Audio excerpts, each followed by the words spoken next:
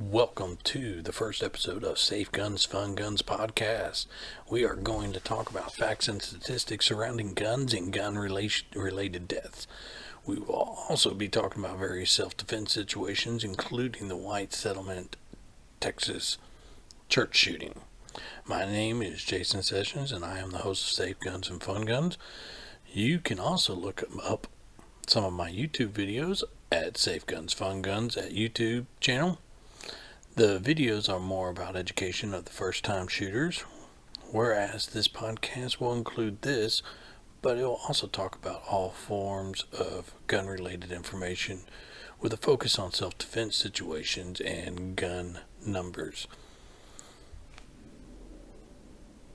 So, again, I want to welcome you to the very first episode of the Safe Guns, Fun Guns podcast. To set a reminder that guns are not the problem, people are. We're going to follow the statistics of deaths and gun-related deaths in the year 2017, which is the most up-to-date information on the CDC website. Anybody that has looked up the statistics on that website will know that they seem to be about 3 to 4 years behind, which is the reason why I'm using the year 2017. So, without further ado, here we go. So some of the numbers for the 2017 year, sorry about that, didn't mean to make that so loud, is the total deaths that happened that year is 2,813,503, which is approximately 863.8 deaths per 100,000 of the population. Out of those deaths, those 2,813,503 deaths, 39,773 were by firearms, which is approximately 12.2 per 100,000. This is almost the same amount of deaths, actually, that is found in traffic deaths, which is 38,659, which to keep everything equal, that's 11.9 per 100,000. This is really kind of to show that, guns are no more of a problem than cars are. And the fact that there's such a big emphasis on, we need to limit guns, we need to add more gun laws, we need to do this and that, really doesn't really make a whole lot of sense when you start really looking at the numbers and the statistics surrounding firearms.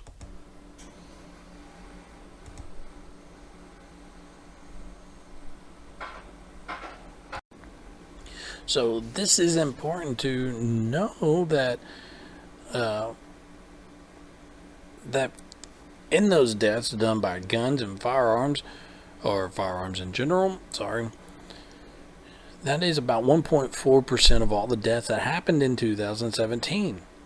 Well, when you look at the suicides, 47,173 suicides happened during the year 2017, which is about 14.5 per 100,000. Out of those, you're looking at 23,854 that were suicide by firearm. When you remove this out of the equation, you're talking about 0.7% of all firearm deaths, excluding the suicides, was done by firearms in the year 2017. I mean, that is a low number compared to what people want, or politicians and certain news media wants people to think. This is not an issue as much as people would like to imply. Don't get me wrong, any death, it doesn't matter if it is by firearm or drug overdose or what have you, it is still an issue because it's one less soul here on earth. But the firearm is not the problem. People are sinful people, and people will find a way Doesn't matter. It's sort of like the quote from Jurassic Park when they talk about dinosaurs not being able to breed in the wild. Nature will find a way, where it is our nature to be sinful, and we will find a way to be as sinful as we allow ourselves to be. And this is important. It really is, because firearms is merely a tool that is used, and not really used as much as people would like to think. Firearms aren't even in the top 10 things, or top 10 ways of death for 2017. Cancer and heart disease continues to be at the top of that list, and suicide is actually above firearms. So, which makes sense considering suicides is 47,173, where firearms are 39,773. But the point is if people want to kill themselves, they are going to find a way of doing it. It does not matter what tool they choose to use. The fact of the matter that we are sinful people, and that's just the way it is. And I feel sorry for people, and people need to find a outlet and hope out in the world. And for me, and for the world, really, Jesus is that hope. But this podcast isn't surrounding religious aspects, and but that's really, we need to find faith, and that's the only hope that's going to help curb our sinful nature that we all have. And that's what's going to lower the numbers of deaths. It's not going to be adding more rules and regulations to firearms. It's not going to be taking things out and saying, oh, too many people die because of this. That's not going to be the thing. You look at London, they've banned firearms. They have banned knives. They have banned all this stuff, but their violent crime rate is still on a rise. And you look over at Australia, they had, I think it was 10, 12 years where they had a severe ban on firearms, but they brought it back because of, they brought back the firearms because of how high the violent crime rate went up because of it. Here in the States, the spread is about even. When you compare the top 10 strongest states with gun laws and the top 10 weakest states with gun laws, and you're looking at almost the same numbers here. So in the top 10, you're talking about California, New Jersey, Massachusetts, Connecticut, Hawaii, New York, Maryland, Illinois, Rhode Island, and Michigan. Each one of these are, in that order actually, is the strongest gun laws in the 50 states. When you look over at the weakest, you're looking at South Dakota, Arizona, Mississippi, Vermont, Louisiana, Montana, Wyoming, Kentucky, Kansas, and Oklahoma, in that order. And let's look at the violent crime rate. The lowest on the weakest list is Vermont, which is 200 per 100,000. That is in a violent crime for the years. I believe we're still in the year 2017. And then you look over at the lowest in the strongest state, you'll find that's a few numbers higher, which is 208.1 people out of every 100,000 will be in a violent crime in that state, and that is New Jersey. I mean, that's crazy. So you're telling me that violent crime is a bit higher for the lowest on the top 10 list of the strongest gun laws versus the lowest and the weakest gun laws. that's pretty significant. And to also look at the highest, just so we have an equal playing field. You will have a little bit higher on the weakest list. So Louisiana, it says that 537.5 people out of 100,000 will be in a violent crime. And Louisiana is on the weakest gun law states list, where the highest for the strongest is going to be a bit under that at 468.7 for Maryland. So, all this is so close to one another that, to me, it just tells me that guns are not the problem, and laws are not stopping it. I mean, these are pretty close numbers. And I'm telling you, if we as a nation goes where guns are removed completely, you're going to see the violent crime rate rise equal and then surpass that of any type of firearm rate that you can find. People are the problem, not the guns.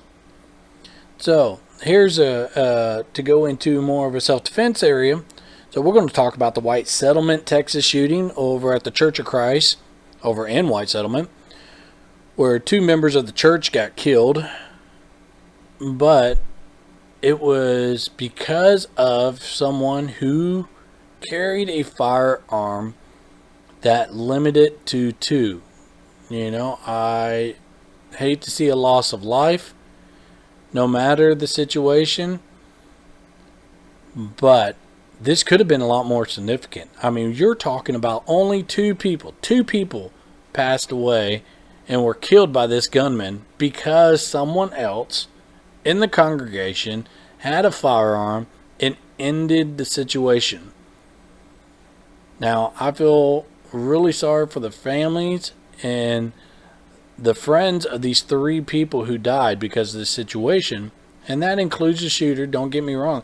This guy came in to do a heinous act, but it's still a life.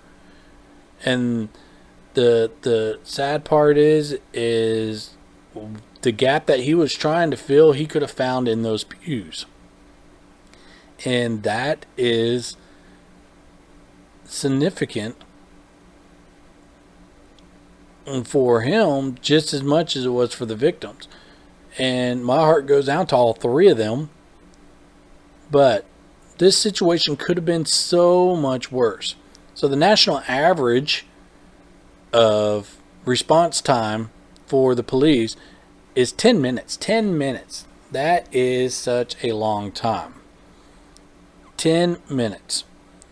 So, assuming that this individual did not have a firearm and there was no other person in the congregation who had a firearm, which anybody that saw the video knows that's inaccurate. I mean, there was guns all over the place in there to eliminate this threat. But let's assume, for the sake of this demonstration, that no one else would have had it. 10 minutes this guy could have been shooting up this church.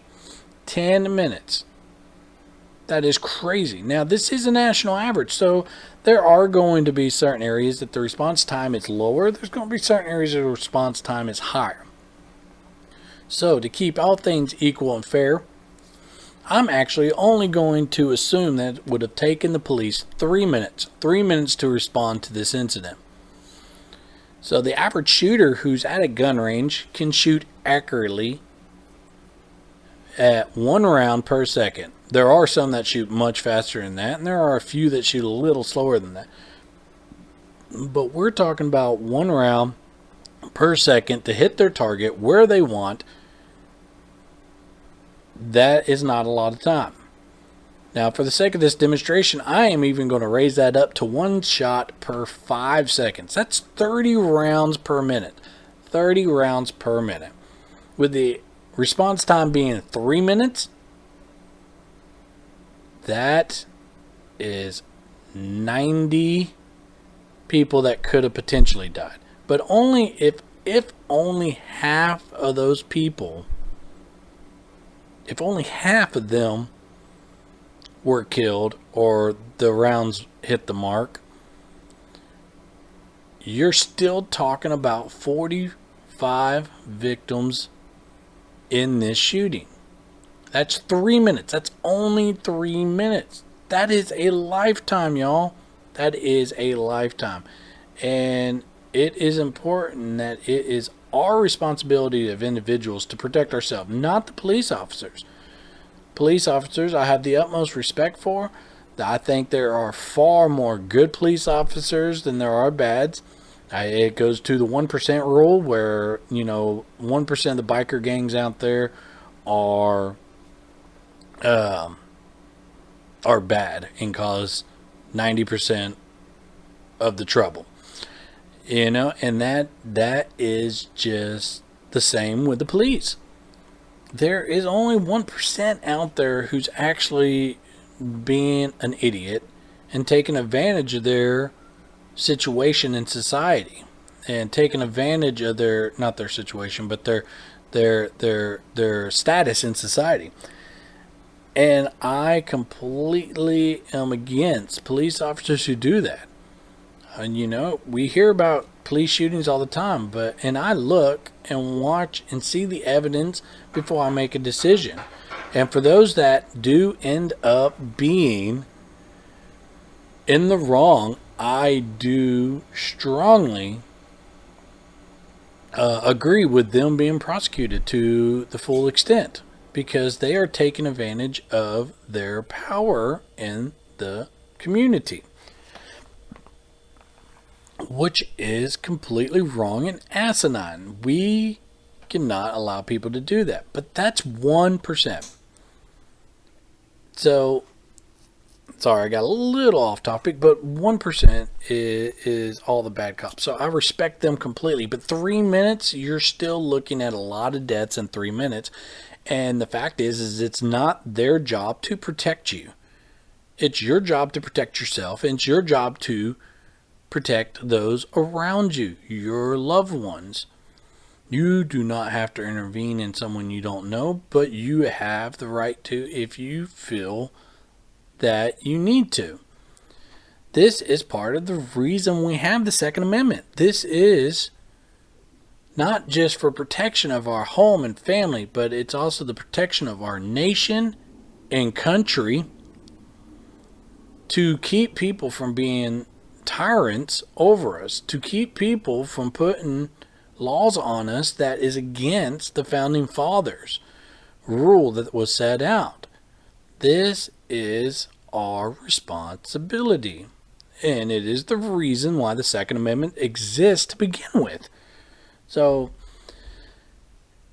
and as we talked about through all these numbers above, it does not change the violent crime rate. People are going to be sinful. People are going to kill people. It does not matter if they have a firearm or not.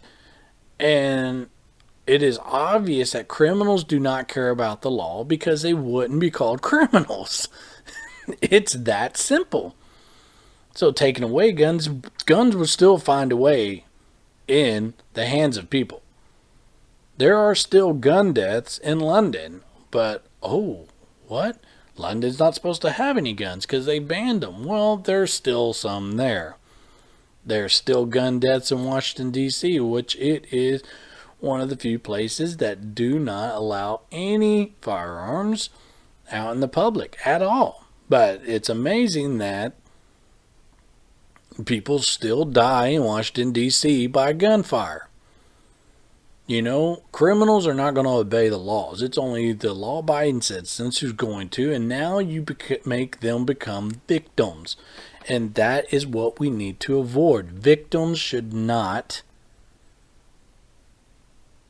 be increased because someone wants to make the illusion that gun deaths are so significant. They are not. They are less than 1% after removing the suicide, and less than 1.5% with the suicide. So even that is not that drastic when it comes to my right to protect my family And if you remove out self-defense, which cannot find numbers on that, but if you would have removed the self-defense gun deaths, I am willing to bet gun deaths are going to drop down to less than 0.5%, probably even as far as less than 0.25%. And this is significant because guns are not the problem. I know I feel like I'm just beating a dead horse here, but guns are not the problem. But anyway, so I do thank you for joining me today. And please feel free to reach out to me by email with any questions or points you would like to talk about in future episodes. And if you like this show, please give us a 5-star rating. It really does help. So the email is safegunsfunguns@outlook.com.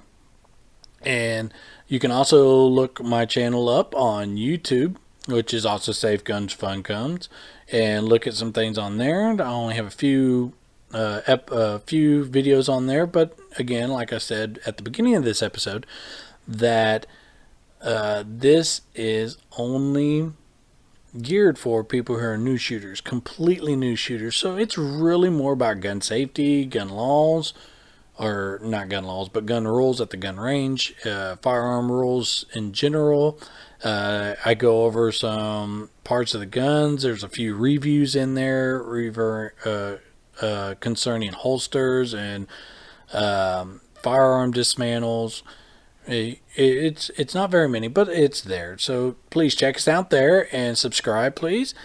And then again, my name is Jason Sessions, here to remind you that safe guns are fun guns. Thank you, and look forward to seeing y'all in future episodes. Take care.